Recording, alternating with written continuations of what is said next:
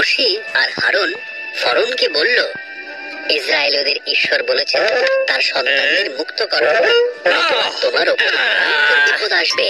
কিন্তু ফরৌন সে কথা শুনল না।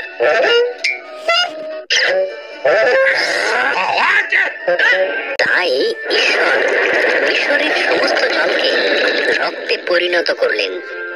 কেউ সেই জল পান করতে পারল না।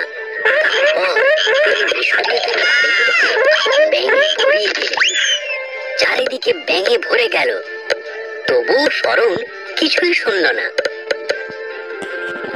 তখন ঈশ্বর মিশরের আকাশকে মশাতে ভরিয়ে দিলেন। সেগুলি মিশরীয়দের তারপর ঈশ্বর সারা মিশরকে মাছি দিয়ে ভরে দেন, তবুও ফরৌন কোনো কথা শুনল না। এবারে ঈশ্বর মিশরের সমস্ত পশুদের হত্যা করলেন। ঘোড়া, গাধা, উট, ভেড়া, গরু ও ছাগল সব পশু মারা গেল। তারপর ঈশ্বর মিশরীয়দের শরীর ঘোড়ায় ভরে দিলেন, তবুও ফরৌন কিছুই শুনল না। ঈশ্বর শিলাবৃষ্টি ঘটালেন।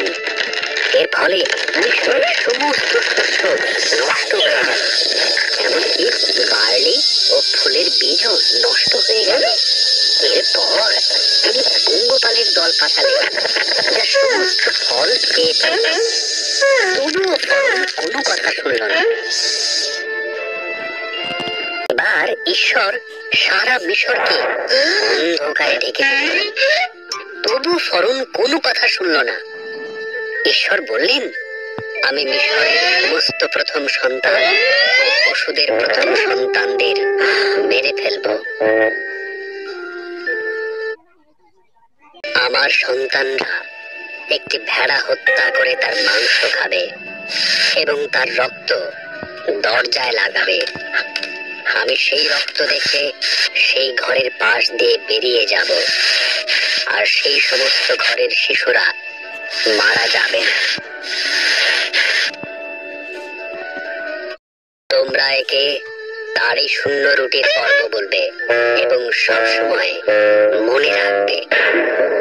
ইসরায়েলীয়রা ঈশ্বরের কথা শুনল, কিন্তু মিশরীয়দের প্রথম সন্তান মারা গেল, এমনকি ফরৌনের প্রথম সন্তানও মারা গেল। অবশেষে ফরৌন শুনল, সে ইসরায়েলীয়দের মুক্তি দিল।